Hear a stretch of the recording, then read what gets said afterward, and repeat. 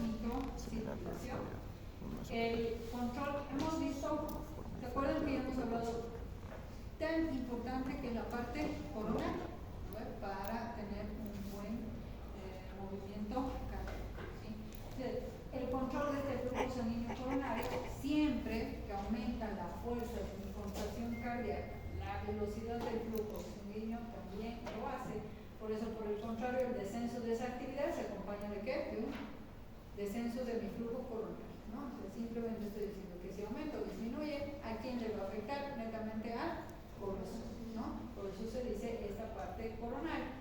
Si existe una demanda de oxígeno como factor principal, por ejemplo, en la regulación del flujo coronario local, se desconoce el porqué del aumento del consumo de oxígeno provoca una dilatación coronaria. No se ha visto, ¿no? O sea, por qué la falta de oxigenación tiende los pacientes a tener ciertas dilataciones coronarias. O sea, también, ¿no? Yo pienso más que todo por el hecho de querer compensar, como siempre hemos hablado, ¿no? Tratar de compensar la falta de oxigenación. ¿Qué hemos dicho? Acuérdense, silencio, chicos. La oxigenación va acompañada de quién? O el oxígeno, mejor dicho, de quién anda acompañado de mis glóbulos rojos, ¿no? Entonces, mientras estos van a generar una alteración, van a provocar ciertas dilataciones o disminuciones. Ahora, ustedes saben lo que les decía, todo va generado también por un control nervioso, de ese flujo sanguíneo coronario. Es decir, la estimulación de mis nervios, miren, autónomos que van hacia el corazón, afectan al flujo sanguíneo coronario, tanto indirecta o directamente. ¿Se acuerdan que pacientes, los parasimpáticos o simpáticos, generaron una disminución? Parasimpáticos. Los parasimpáticos, sobre todo los que van manejando bajas presiones, ¿no? Entonces ahí es donde se va dando la respuesta de que siempre va a haber un control nervioso para un flujo coronario, ¿no? Por eso aquí nos está viendo que va a ir afectando al flujo de forma directa o indirectamente. Por eso dicen, por ejemplo, los efectos directos son consecuencia de la acción de ¿qué? De varios transmisores nerviosos, ¿sí? Acetilcolina de los nervios vagos y noradrenalina de los nervios simpáticos sobre, miren, los vasos coronarios. Aquí ya me está diciendo de quiénes. De una forma entonces directa, ¿quiénes serían? Por medio de la acetilcolina a nivel de los nervios vagos, ¿sí? Y la noradrenalina de los nervios simpáticos, ¿sí? Que es sobre estos vasos. Ese es un efecto directo, dicho de una manera directa o indirectamente.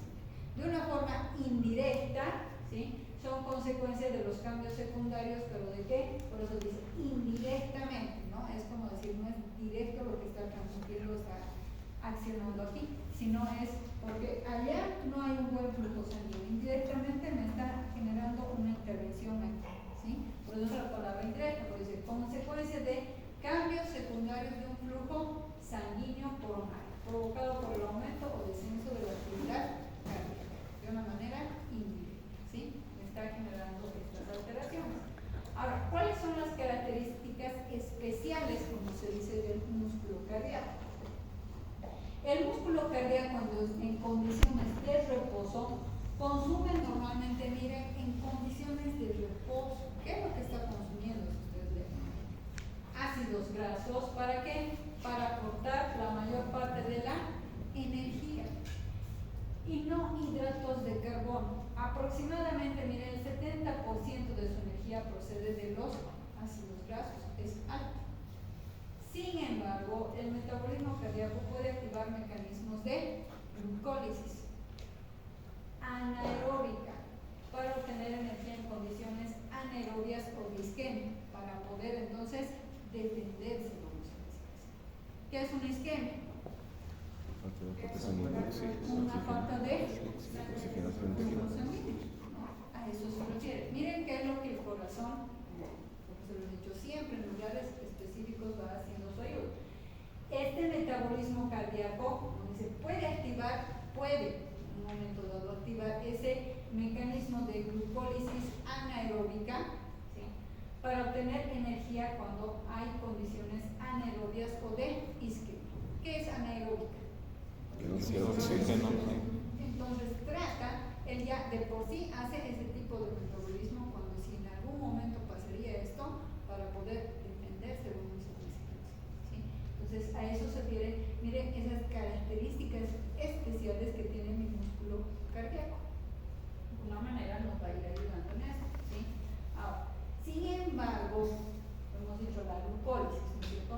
Consume grandes cantidades de glucosa sanguínea, a la vez que forma grandes cantidades de ácido láctico en el tejido cardíaco, que es quizá una de las causas del dolor cardíaco en las afecciones cardíacas isquémicas. ¿A qué me estoy refiriendo? Esto, ojo, pasa cuando está habiendo una alteración, porque ustedes saben que el ácido láctico cuando empieza a funcionar no nos conviene tanto en gran cantidad, ¿no es cierto? Y por eso dice, cuando va a empezar a dar cantidades grandes de un ácido láctico, entonces en el tejido, ¿qué es lo que se ha visto de afección? Se ha visto que eso puede generar ese dolor que las personas pueden tener en un momento dado, ¿sí? Es decir, un dolor y ojo, algo está pasando, ¿no? Entonces hay que tomar en cuenta de ver, puede que ella está queriendo empezar a generar un bajo flujo sanguíneo, ¿no? Es como que, o sea, como hay otros que es fulminante, ¿no? Que tienen otras características, en cambio hay algunos que pueden generar cierto dolor. Hay muchas personas que lo confunden, chicos, con las famosas neuritis intercostales, ¿no? Mucho me duele aquí y después aquí. Es una neuritis, ¿no? Pero nunca se dejen, digamos, engañar, no por el paciente, sino digo por la misma enfermedad, porque a veces uno dice, es una neuritis. Hay otros que tienen un dolor más a nivel del epigacho y piensa, es una gastritis y le ponen una razón. Hemos visto pacientes en los cuales eso ya es un infarto, por si acaso, cuando es un dolor ya en el epigacho y les han puesto esto y el paciente, ¿no? O sea, tuvo un infarto. Ahorita estamos viendo una forma de por qué vendría a darse el dolor. Nos dice cuando se dan grandes cantidades de ácido láctico en ese momento a nivel de nuestro corazón. Por eso quizá es una de las causas de un dolor cardíaco en estas afecciones cardíacas isquémicas, ¿no? Porque nos está el ácido láctico, una baja metabolismo, ¿no es cierto?, de oxígeno, entonces puede estar bajando ese flujo sanguíneo, ¿sí? Por eso hablamos de las cardiopatías isquémicas. Seguí habiendo menos de al revés que estoy viendo. ¿Quién ya ha arruinado nuestro reloj tan bonito que sonaba? Cardiopatía isquémica, que ahí me voy a quedar. La cardiopatía isquémica es consecuencia de que, como estamos hablando, isquémica, que hemos dicho que significa un bajo flujo, ¿no? Aquí, si estamos hablando de cardiopatías, consecuencias de un flujo coronario insuficiente. Algunas muertes se producen súbitamente, como súbitamente, lo que les decía es mucho más rápido, ¿no? Esto generalmente por una oclusión de la arteria coronaria, una fibrilación del corazón. Mala suerte, viajó un trombo, ocurrió y ¿sí? Pues de pronto, ¿no? Mientras que otras pueden ser lentas, ¿no? A lo largo de semanas o años como consecuencia de un debilitamiento progresivo de esa función, lo que les decía, ¿no? Esto sobre todo les han debido ver. ¿Quién debilita más es el corazón? ¿Qué enfermedad?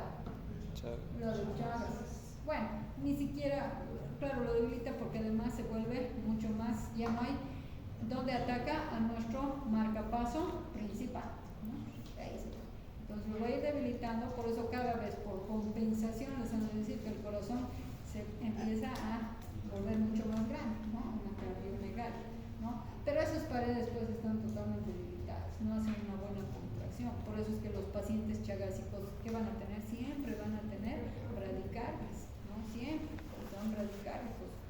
De 60, hemos dicho 60 a 100, ¿cierto? Lo normal, ellos marcan a veces 55, más o menos. Eso no tiene, claro, que bajar a mayores, ¿no? Porque ahí ya les dicen, ustedes ya es indicación de colocación de más. ¿Sí? Ahí nos vamos a quedar.